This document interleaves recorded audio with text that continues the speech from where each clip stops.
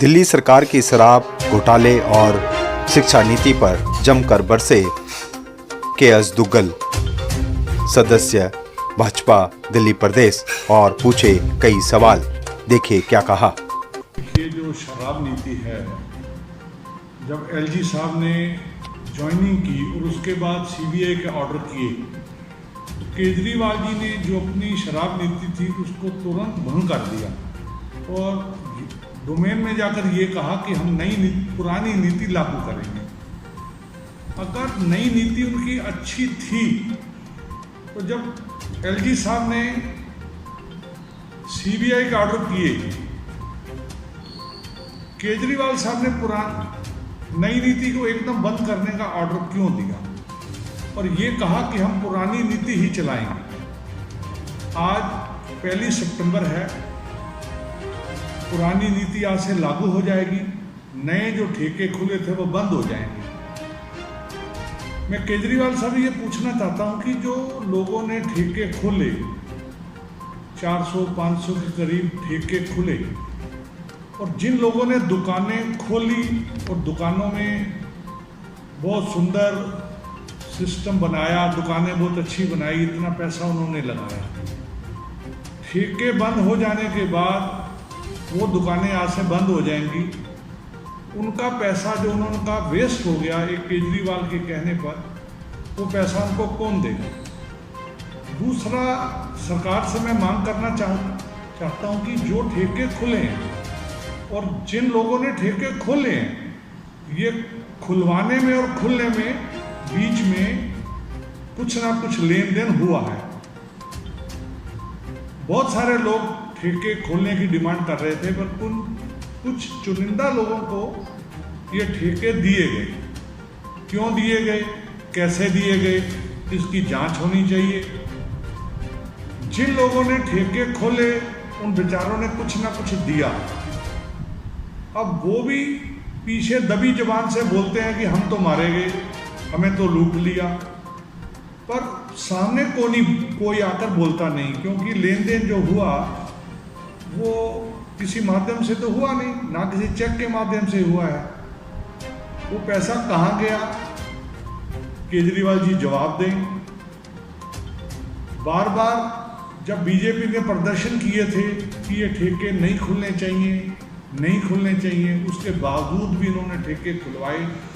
सरकार में आने से पहले इन्होंने कहा था कि जहाँ जहाँ ठेके हैं या और खुलेंगे, वहाँ की पब्लिक से, वहाँ की जनता से, वहाँ की महिलाओं से पूछा जाएगा यहाँ ठेके खुलने चाहिए या नहीं खुलने चाहिए। पर जब इन्होंने ये नीति लागू करी, किसी महिला से, किसी लोकल रेजिडेंट से नहीं पूछा गया, अंधाधुंध लोगों से पैसे खाकर लोगों को ठेके दे दिए गए। इसकी जांच होनी चाहिए।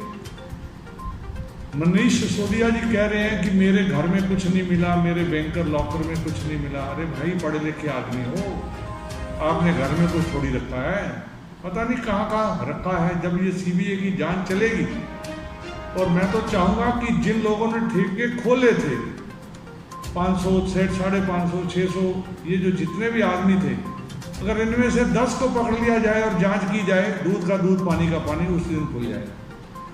और रही बात शिक्षा नीति की, केजरीवाल साहब, दिल्ली में हमें रहते हुए, ये स्कूल देखते हुए कई साल हो गए। हम भी गवर्नमेंट स्कूल में पढ़े हैं, गवर्नमेंट स्कूल की पैदाइश है। 2 या 3 स्कूलों को आपने रंग करवाया, 2 या 3-4 स्कूलों को ठीक करवा के बारी बारी यही सब कुछ दिखा रहे हैं, अमेरिका में छपवा रहे हैं और कहीं कहीं दूसरे देशों में छपवा रहे हैं, तो ये ठीक नहीं। कल जब भाटिया जी, बीजेपी के प्रवक्ता, स्कूलों के अंदर पूछ पड़ताल करने गए, देखने गए, उनके साथ होर्डिंग की गई।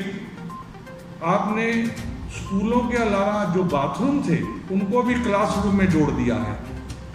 प्रत्यक्ष को प्रमाण क्या, सीबीआई की जांच जिस दिन चालू होगी, सारी कड़ियां अपने आप खुल जाएंगी। आप तैयार रहें।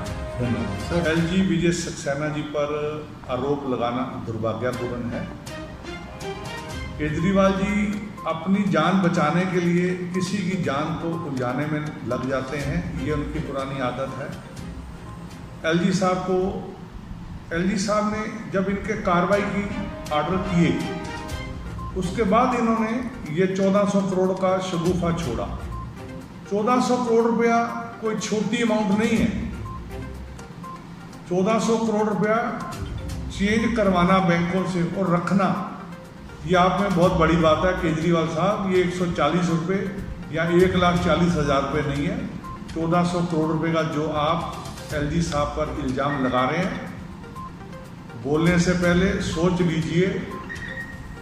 एलजी साहब ने आपके ऊपर डेफर्मेशन का जो केस कर रहे हैं, उसके लिए भी आप तैयार रहें।